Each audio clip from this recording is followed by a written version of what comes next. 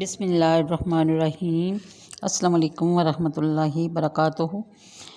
شروع اللہ کے نام سے جو بڑا مہربان اور نہایت رحم کرنے والا ہے۔ آیت سورہ البقرہ کی آیت نمبر 430 ہے۔ اس میں بیان کیا جا رہا ہے یتیموں کے مال کے بارے میں۔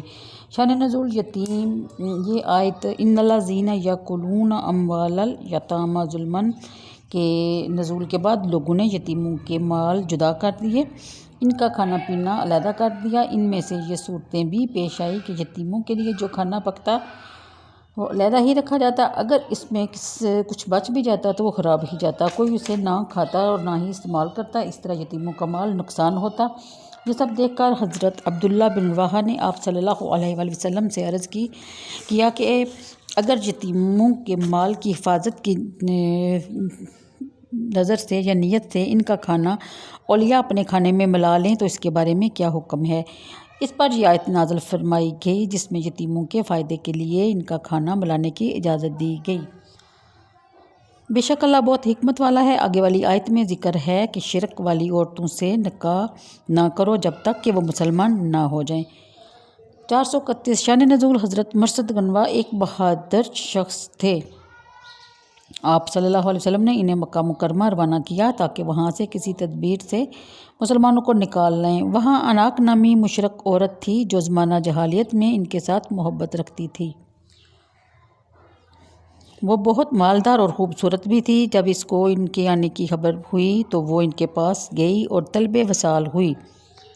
آپ نے باہو پھیلا ہی اس سے اعراض کیا اور فرمایا کہ اسلام اس بات کی اجازت نہیں دیتا۔ تب اس نے نکاح کی پیشکش کی۔ آپ نے فرمایا کہ یہ بھی نبی کریم صلی اللہ علیہ وآلہ وسلم کی اجازت پر موقوف ہے۔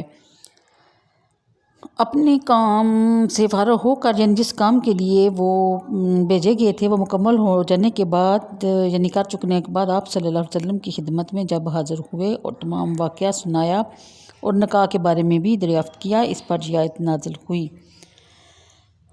تفسیر احمدی میں ہے کہ بعض علماء نے فرمایا کہ جو نبی کریم صلی اللہ علیہ وسلم کے ساتھ کفر کرے وہ شرک ہے، خواہ اللہ کو واحد ہی کہتا ہو اور توحید کا مدعی بھی ہو۔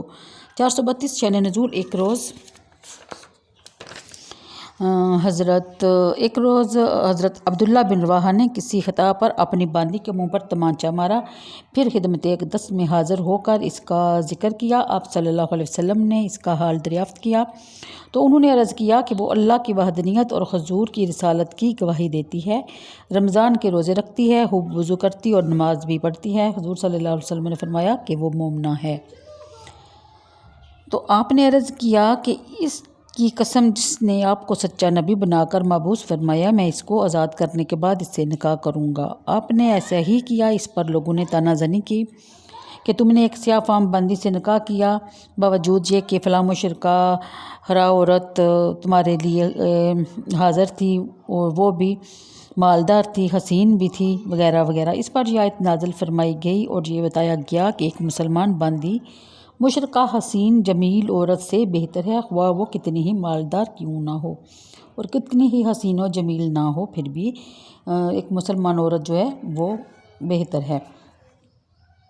اس میں عورت کے اولیاء کو خطاب ہے، یعنی کہ 433 میں عورت کے اولیاء کو خطاب ہے کہ مسئلہ یہ ہے کہ مسلمان عورت کا نکاح مشرک اور کافر مرد سے کرنا باطل اور حرام ہے۔ 434 میں ہے کہ ان سے بچنے کا یعنی اجتناب کا حکم ہے، یعنی ان سے دوستی بھی نہیں رکھنی چاہیے۔ 435 شان نزول عرب کے لوگ یہود کی طرح حیض والی عورتوں سے کمال نفرت رکھتے تھے، ان کے ساتھ کھانا پینا بیٹھنا ہوا ایک ہی مکان میں رہنے سے بھی گریز کرتے تھے، بلکہ شدت یہاں تک پہنچ گئی کہ وہ ان کی طرف دیکھنا بھی پسند نہیں کرتے تھے اور نصارہ اس کے برعکس تھے۔ تو حیض و ایام میں عورتوں کے ساتھ بڑی محبت سے مشغول رہتے اور اختلاط میں بہت مبالغہ کرتے۔ تو مسلمانوں نے نبی کریم صلی اللہ علیہ وسلم سے حیض کا حکم دریافت کیا۔ اس پر یہ آیت نازل ہوئی اور افراط و تفریط کی راہیں چھوڑ کر اعتدال کی تعلیم فرمائی گئی اور بتا دیا گیا کہ حالت حیض سے عورتوں سے مجامت ممنوع ہے۔ اور 436 یعنی عورتوں کی قربت سے نسل کا قصد کرو، نہ کہ قضائے شہوت کا۔ ایام حیض میں عورتوں سے الگ رہو اور ان سے نزدیکی نہ کرو ناپاکی کی حالت میں۔ پھر جب وہ پاک ہو جائیں تو یعنی حیض سے فارغ ہو جائیں تو تم ان کے پاس جاؤ جہاں سے تمہیں اللہ نے حکم دیا، بے شک اللہ پسند کرتا ہے بہت توبہ کرنے والے کو اور پسند رکھتا ہے صاف ستھروں کو۔ تمہاری عورتیں تمہارے لیے کھیتیاں ہیں، تم آؤ اپنی کھیتیوں میں، جس طرح چاہو اپنے بھلے کا کام پہلے کرو، یعنی اعمال صالحہ، یعنی جماع قبل بسم اللہ پڑھ لو، یعنی عورتوں سے قربت نسل بڑھانے کے لیے کرو۔ تو اب میں چاہتی ہوں اجازت۔ ہاں جی، آپ کو یہ وظیفہ نظر آ رہا ہوگا، یہ حرام سے بچنے کے لیے ہے، تو آپ کو جس طرح لکھا ہوا ہے میرا خیال ہے سمجھ آ ہی گئی ہوگی اچھے طریقے سے، تو آپ وہ کیجئے گا۔ تو مجھے دیجیے اجازت اور دعاؤں میں یاد رکھیے گا۔ اللہ تعالیٰ آپ سب کا حامی و ناصر ہو۔ تو اوکے جی، اگر آپ کو ویڈیو پسند آئے تو لائک اور شیئر ضرور کیا کریں۔ اللہ حافظ۔